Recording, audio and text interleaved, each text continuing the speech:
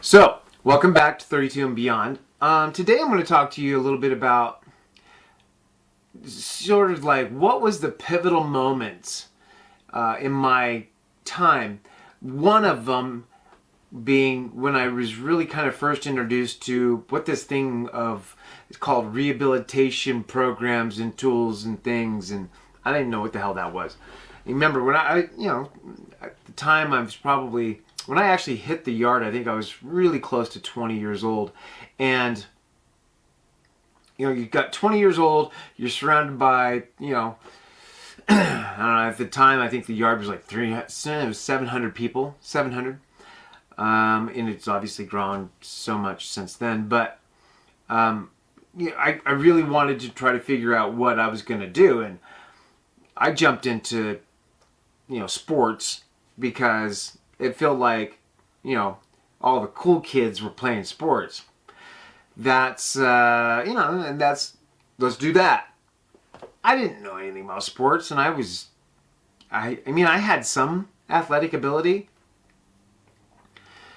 So, in kind of getting into that a little bit, there's a huge story behind me in sports, and I look forward to sharing that with you because I feel like there's just, especially for you parents, there's so much that can really help bridge the gap between social skills and sports that it's insane. And so I really do look forward to sharing that with you because I feel like, recovery and rehabilitation programs, those things were paramount in my life. And I'll tell you that story because, it was a lot. But without having sports in my life, regardless of how I introduced myself to that arena, it was everything looking back on it now. It was literally the one thing, aside from God himself, that saved my ass. So,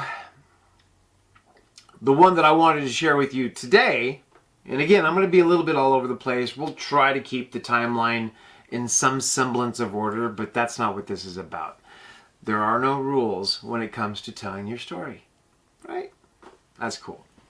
So the thing that I wanted to share with you today about, because I'm trying to remember some of the things that really were, just like I said, pivotal.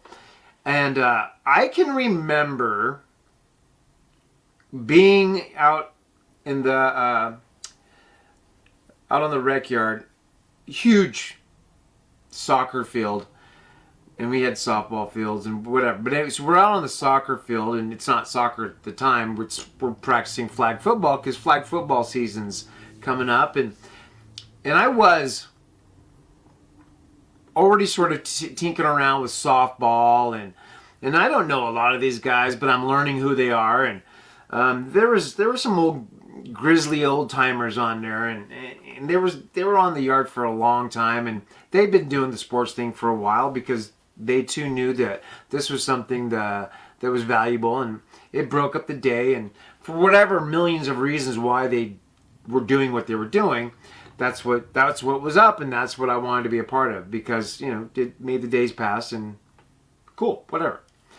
So there was one particular guy named Tommy McPhee. God bless his heart. He had been through the 1982 riot, where that was real deal. That was something that was craziness, and obviously I wasn't a part of that, but you hear all the stories, and heck, you can go read about it and all the stuff that occurred with that. So he'd been around for a while. A little bit of the back and forth, but yeah, he'd been around for a while, and he was one of the guys that had really, I'm not sure, I feel like he was, at some point in time in his life, he was ranked as a boxer, or at least had enough boxing skills where he was dangerous. Guys did not want to play around with this guy. He was in his 40s and at the time, and he was really good at sports, and just, man, he definitely knew his way around the boxing ring. It was pretty crazy because we had a boxing ring, and I'll talk to you guys about that because that was interesting. And it wasn't to help guys learn how to fight better. It was to create a skill and a technique and a discipline. That's what sports was about. So to get back to the story, we're all, the team is on the soccer field and we're practicing for the upcoming flag football season. And I don't know anything about flag football. I don't know anything about football. I know some of these guys, but not all of them. And for some reason, I was asked if I wanted to play, probably because I was a wiry, fast kid. And so sure, whatever. And I could catch the ball. That was one thing that I did know. And again, when you grow up in the 70s and 80s, you know how to play sports to some degree. And catching was about the only thing that I did know how to do, and run fast. So he was talking to us about some of the patterns, and you do a 10 and out or a 10 and in, or a slant pattern and all that stuff. And to me, it sounded extremely Chinese. I had no idea what he's talking about, but I'm not going to tell anybody else that because ego. Ego says, no, absolutely not. You know all of it. And just fake it until you figure it out. Yeah, because you don't want them to think that you're dumb. And so what I did is prove to them how dumb I really was. So when Tommy's, who's the coach, when he's telling us, all right, guys, we're going to do this, and he's the quarterback, and we're going to do a 10 and out. So Sean does a 10 and in. And then he's like, no, 10 and out. So we do another play, and Sean goes on the other side and does another 10 and in. And Tommy's like, dude, I told you to do a 10 and out. And I'm like, yeah, I heard you. And he's like, well, then just do the play. And I'm like, that's fine, dude, whatever. I'm getting a little embarrassed. The guys are watching. Everybody's doing what they're supposed to do. I just don't know what the hell I'm doing. And so eventually, he tells me to do a slant pattern. He goes, do a 5 and slant in. And again, I do the opposite. And he tells me, he goes, listen, you little punk. I told you. And then that was where my brain goes, hey, you remember what your uncle said? Anybody ever calls you a punk, it's time to fight. There's no talking about it. You simply fight. And he called me a punk. And he called me a punk in front of all these guys. And so I can't look weak. I can't look like I am going to just take it. So my dumbass goes, as I'm walking up to him, I'm like, do you call me a punk? Boom! And I dropped him. Now, didn't knock him out. I just knocked him off his feet. And he jumped back up, and he's like, let's go inside. Because inside is where the boxing ring is. And I knew that's exactly where he wanted to take me, because everybody has seen that that's what Tommy does when he has a problem with somebody. And the cops just let it run. They're like, yeah, cool. Just put your gloves on. We don't care. Settle your differences in the ring. That's fine. Well, my skinny ass knew full good and well that if I walked into that freaking gym, into that ring, I was going to get smoked. I just knew it. I knew that I was going to get smoked anyway, but at least out here, there's some chance of the tower that's about, off into the distance, not very far, but over the fence and off to the distance, they'll at least call in backup when I'm getting my ass handed to me, right? Because even though I was a tough kid growing up, I was absolutely not prepared nor a tough kid in prison with these grizzly old men who have just been freaking handling their business for many years to come, and my punk ass wasn't going to be able to freaking do anything other than maybe leave a scratch. So he's telling me to go on inside, and he's like, let's go on inside. And I'm like, no. We're mad now. You want to fight? Let's fight. And he's like, there's a tower right there. I said, should have thought about that before you called me a punk. If you want to get it, let's get it. And he's like, well, I ain't going to fight you in front of the tower because we're just going to go to the hole. And I'm like, well, whatever. I'm just telling you. And so he says, cool, I'll catch up to you later. And then he leaves. And everybody else is kind of just sitting around going, what the fuck, man? We were just wanting to practice football. And then some other dude made some comment or whatever. And I was so jacked up at that time because I just knew that I was going to wind up getting killed. He says something about freaking... he just made some sort of comment. And I was like, well, you want to go too? And so that was my mentality because I had been so geared into believing that I had to protect my image at all costs. Regardless of the cost, regardless of anything else around me, creating the defense of if you challenge the way I see myself or I want to be seen by others, then I just have to prove to you that you're wrong, I'm right. Think about that. Think about all the times where you come up against people who are challenged and how their ego immediately jumps up like it's the Hulk and is going to convince you otherwise, and will spend their entire life doing what they have to do in their head to get you to see them the way they see themselves in their mind. Think about that. You might have a guy that's 5 foot tall, 300 pounds, but in his brain, he's 6'7", 250, and just ripped. And so anybody that treats him outside of that spectrum, that image of who he sees himself as, the smartest dude on the block, he's going to be constantly fighting the world around him. And I was no different. I was always trying to get people to see me the way I saw myself. And that is a all-day job. That is an all-day, 24/7 shit show. So keep that in mind. Because all it takes is to sort of really do some self-evaluation of just who you really are. Really are. Not your truth, but the truth of who you are and what you are capable of. And if you don't really like the way that you're doing things or how you're seen in real perspective, then you just put time and effort into changing that. That was light years away from me even grabbing that concept. So, I knew that Tommy was going to catch up to me, and I knew I was going to get my ass lit up. So, there was a common friend that we had. His name was Tony Fish. Good guy. Native American, had done some time, unfortunately, and just really articulate, well-liked, had a really good disposition, and decent athlete. Sucked at basketball, but was really good at other sports. And if he's watching this, sorry, Tony. I mean, you're okay, but whatever. Anyway, so I seen him, and I knew he knew Tommy, and I was thinking to myself, they had a long friendship, and they'd been around each other for a while, and I mean, I'm like, hey, Tony. And he's like, hey, what's up, Sean? So here's what happened. And I run it down to him, right?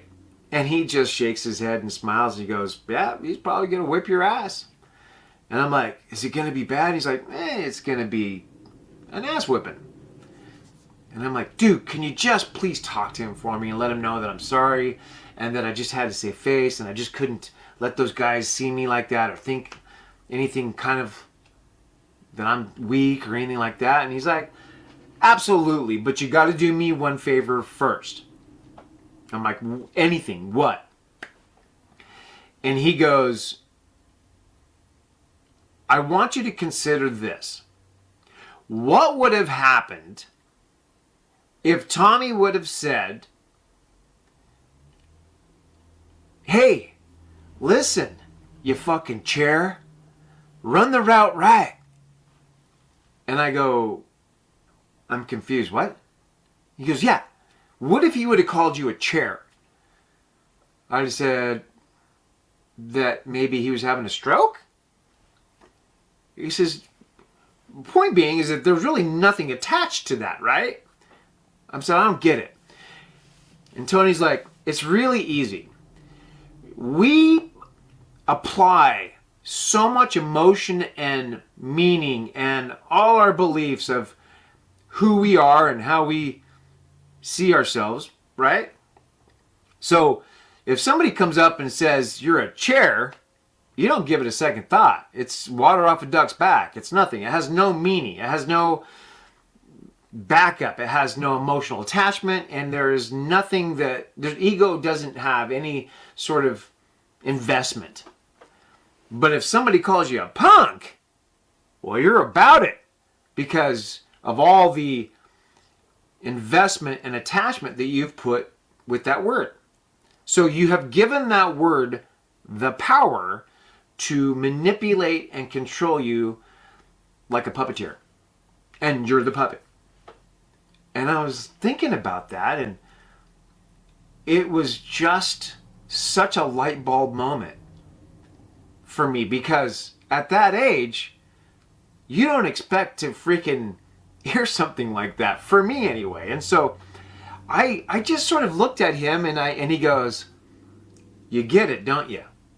And I just shook my head and I laughed and I said, "Are you fucking kidding me?" He goes, "Pretty crazy, huh?" And I'm like, "Well, guess what?" And Tony's like, "What's that?" "I don't give a fuck you call me a punk ever again." And he goes, "You know what? I like that, you fucking punk." And I just fucking clapped. I'm like, absolutely. What a stupid, stupid thing that I had been manipulated and convinced into really believing and thinking that that word punk meant everything on how other people saw me. That was a pivotal moment. Because from that moment on, I did not care about those kinds of things. If somebody called me a punk, and I'm so afraid of how people were going to see me, my only job was to simply smile and tell them, well, I might be a punk, but I am going to absolutely work my ass off to take my punk ass out of here and be free. So there's nothing you're going to do or say that's going to change that course.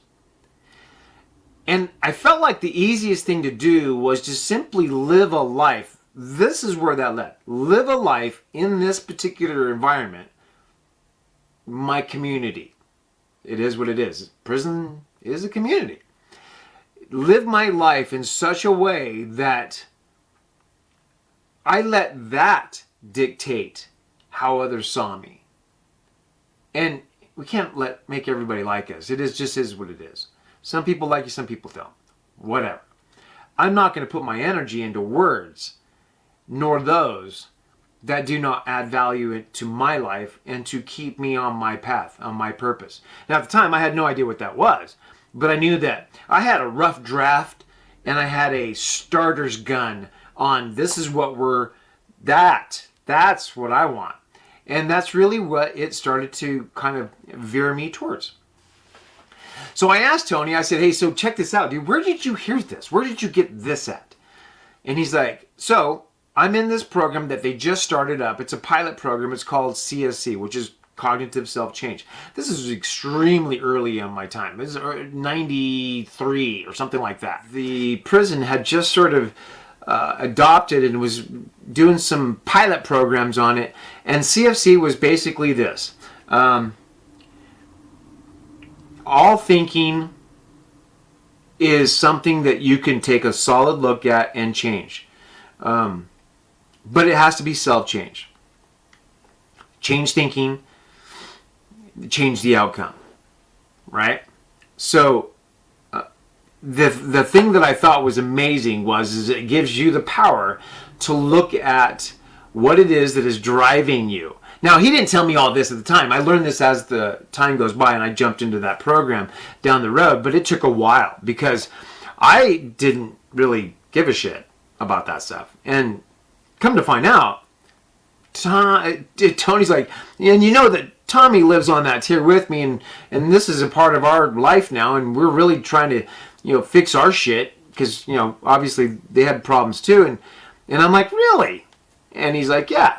So I'll talk to Tommy, but I want you to consider getting involved in this stuff because I think that you would really do well in it, and I think that you would learn a lot. And you're just now starting your time, and so you have a long road, and you definitely have the time to spare. So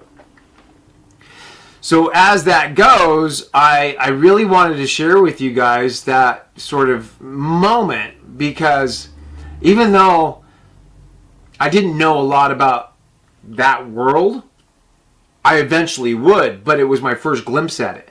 The main thing is that I had just received my first dose of some perspective on how we let the things outside of ourselves really guide us and dictate to us and veer us away from who we truly are, even if we don't know what that is. Because remember, we will always, as human beings, seek harmony and avoid pain. Right? So, go along to get along. Get along to go along. However that goes. That being said, that's what we're about. And so, kind of like when you're in a situation where you're laughing when everybody's making fun of someone, or they're talking about stuff that you really don't dig, but you're like, yeah, just because you don't want to be the guy outside of that. That's where I first started going, well, you know what?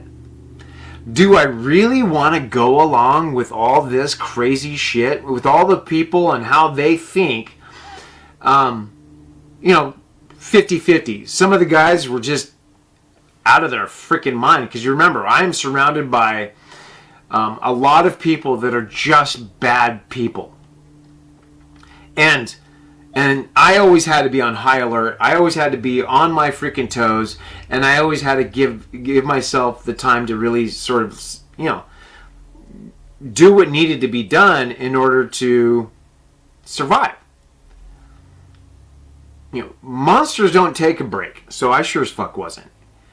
And whereas I started to learn some of the, who some of the really good guys were that were really trying to change their life, like Tony and Tommy, and that's a long journey, and I really did feel like that moment gave me some power back, and I wasn't relishing the fact of being called a punk, and I was going to do my best to steer clear of being in situations where that was going to happen.